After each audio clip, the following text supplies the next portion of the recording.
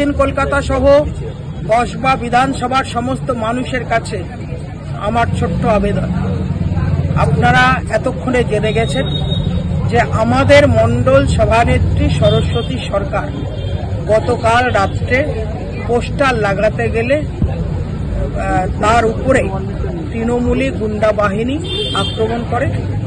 এই তৃণমূলী গুন্ডা বাহিনী 108 নম্বর ওয়ার্ডের তৃণমূলের কাউন্সিলর সুশান্ত ঘোষের ডান পায়ে নারায়ণ, বিকাশ আর এদের নামে গোপাল, এদের 3 জন সহ আরো সবার নামে এফআইআর করা হয়েছে। প্রথম কথা, আনন্দপুর থানার ওসি বা পুলিশ তাদেরকে কখনো কোনো নন বেলেবল সেকশন দেননি আইপিসি, তাদেরকে এখনো পর্যন্ত অ্যারেস্ট করেনি। আমি সকাল 11:30 থেকে যারা ভিকটিম ছিল সরস্বতী সহ আরো 2 জনকে নিয়ে আমি সেই থেকে থানায় বসে আছি। ওনারা বিভিন্ন রকম কথা বলেছেন। ওসি খাওয়া দাওয়া করে বাড়ি থেকে আমি আসার 2 ঘন্টা পর হেলতে দুলতে এসছেন। আসার পর মিডিয়ার সামনে অন ক্যামেরা উনি বলেছেন যে উনি 3 ঘন্টার মধ্যে ওদেরকে অ্যারেস্ট করবেন।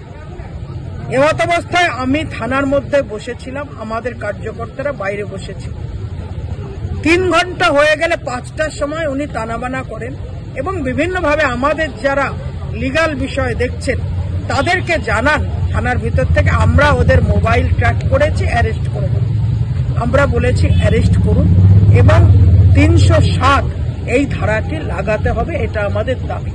কারণ মহিলার কপালে চপার দিয়ে মারলে সেটা ফুল দিয়ে আদর করা হয় না, ওটা মার্ডার করার জন্য অ্যাটেম্পট টু মার্ডার কেসই হয়। ওনারা অনেক নাটক করেছেন এবং ওনারা ভাবলেন যে ভারতীয় জনতা পার্টি কতক্ষণ থাকবে, 15 মিনিট 20 মিনিট চলে যাবে। বারবার ওদেরকে আমরা বলেছি যে এরপরে আপনারা সারাদিন ধরে নাটক করছেন, এরপর যখন বিজেপির কার্যকর্তারা নাটক শুরু করবে তখন ভালো লাগবে। তো আমরা বলেছিলাম যদি আপনারা অ্যারেস্ট না করেন এবং আইপিসি 307, 326 এই ধারাগুলো না লাগান তাহলে কিন্তু আমি এখানে রাত্রিবেলায় থানাতেই শুয়ে থাকব। ওনারা বিশ্বাস করতে পারেননি আমাদের কার্যক্রম, আমাদের কথা অনুযায়ী। আমরা মিডিয়ার সামনে বলেছি, আমরা যা বলেছি সেটা পালন করছি। আমরা এখানে বসে থাকব, আমরা এখানে শুয়ে থাকব।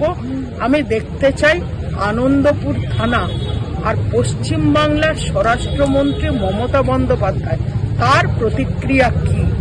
নির্বাচন চলাকালীন সারা ভারতবর্ষ জুড়ে নির্বাচন হচ্ছে, গোটা দেশের কোনো প্রান্তে এরকম কোনো ঘটনা নেই।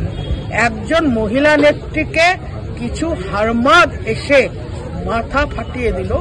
আমি মমতা বন্দ্যোপাধ্যায়, পুলিশ মন্ত্রী, স্বরাষ্ট্রমন্ত্রীকে স্মরণ করছি।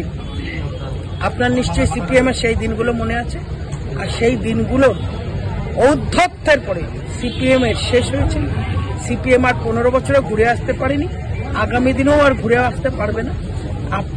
আপনাকে আমি শুধু স্মরণ করে দিচ্ছি, ওখানে সিপিএম এর যারা মেরেছিল আপনার উপরে তারা পুলিশ ছিল, তারা পুরুষ ছিল। বুদ্ধদেব ভট্টাচার্য জ্যোতিবাবুরা পুরুষ শাসক ছিল। আর আজকে যে মহিলা নেত্রীর উপরে মাথা ফাটানো হলো, আপনি কিন্তু মহিলা নেত্রী। আপনি খেয়াল রাখবেন, স্মরণ রাখবেন যে আপনার কতটা অবনমন হলে, আপনি কতটা স্বৈরাচারী হলে। ইতিহাসের দিনগুলো ভুলে গেছেন, পুরনো দিনগুলো। আপনি যদি ভেবে থাকেন যে আপনি শুধুমাত্র আন্দোলন করে ক্ষমতায় বসেছেন, ভুল করছেন। ভারতীয় জনতা পার্টি গোটা ভারতবর্ষে অন্যায়ের বিরুদ্ধে অনেক বড় বড় আন্দোলন করেছে। এমার্জেন্সির সময় আপনার নেত্রী ইন্দিরা গান্ধী তৎকালীন সময় কি অত্যাচার করেছিল আপনি একটু ভালো করে স্মরণ করে নেবেন।